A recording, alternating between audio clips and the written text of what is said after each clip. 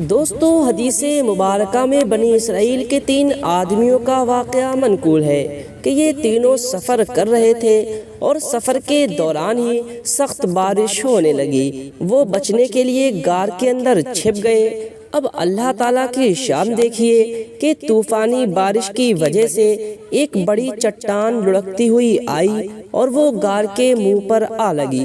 چٹان اتنی بڑی تھی کہ یہ تینوں مل کر بھی زور لگا رہے تھے تو بھی وہ ہل نہ سکی۔ باہر نکلنے کا راستہ بالکل بھی بند ہو گیا۔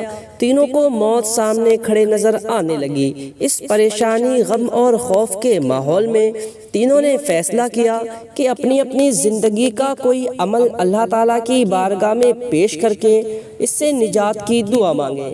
ایک نے کہا، میں نے ماں باپ کی بہت خدمت کی ہے۔ میں بکریوں کا دودھ پہلے ماں کو پیش کرتا تھا اور بعد میں سویا کرتا تھا۔ ایک رات جب میں دودھ لے کر حاضر ہوا تو میری ماں سو چکی تھی۔ میں نے جگانا مناسب نہ سمجھا اور دودھ ہاتھ میں لے کر کھڑا انتظار کرتا رہا یہاں تک کہ صبح ہو گئی۔ اے اللہ، میرے اس عمل کو قبول کر اور ہمیں نجات عطا فرما۔ اس کی بات سے چٹان کی ایک تہائی سرک گئی، پھر بھی ابھی نکلنے کا راستہ نہیں بنا تھا۔ اب دوسرے کی باری آئی۔ دوسرے نے کہا، اے اللہ، میں اپنی بھرپور جوانی کی عمر میں اپنی خوبصورت چچازاد بہن پر عاشق تھا۔ میں نے اسے پھسلانے کے لیے کئی ہیلے بہانے کیے مگر وہ پاک صاف رہی اور میرے جال میں نہ پھنسی۔ ایک مرتبہ تنگ دستی کے حالت میں مجبور ہو کر وہ مجھ سے قرض لینے آئی۔ میں نے اسے شرط پر پیسے دینے کا وعدہ کیا کہ وہ میری خواہش پوری کرے، مرتی بھی کیا نہ کرتی۔ اس نے حامی بھر دی۔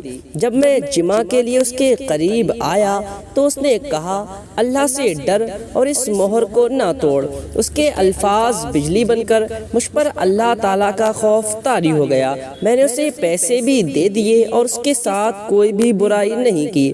اے اللہ، اگر یہ میرا عمل تیرے یہاں مقبول ہے تو ہمیں اس مصیبت سے نجات عطا فرما۔ چٹان دوسری تہائی بھی سرک گئی، پھر بھی ابھی نکلنے کا راستہ نہیں بنا تھا۔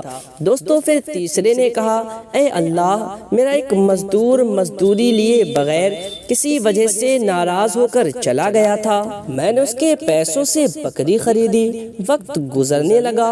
وقت کے گزرنے کے ساتھ ساتھ وہ بکریاں اتنی بڑھ گئیں کہ اس کا ایک پورا ریبڑ بن گیا۔ کافی مدت کے بعد اپنی وہ مزدوری واپس لینے آیا تو میں نے پورا ریبڑ اسے پیش کر دیا اور کہا کہ یہ ساری بکریوں کا ریبڑ تیرا ہے۔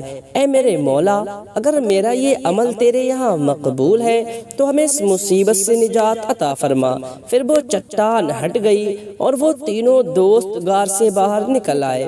دوستو، جس نے خوف خدا کی وجہ سے گناہ کو چھوڑ دیا اور اس کا عمل اللہ تعالیٰ کے یہاں مقبول ہو گیا تو اللہ تعالیٰ اس کو دنیا کی مصائب سے بھی بچاتا ہے اور قدم قدم پر اس کی پشت پناہی بھی فرماتا ہے۔ دوستو، ویڈیو اگر اچھی لگی ہو تو اپنے دوستوں کے پاس شیئر ضرور کریں۔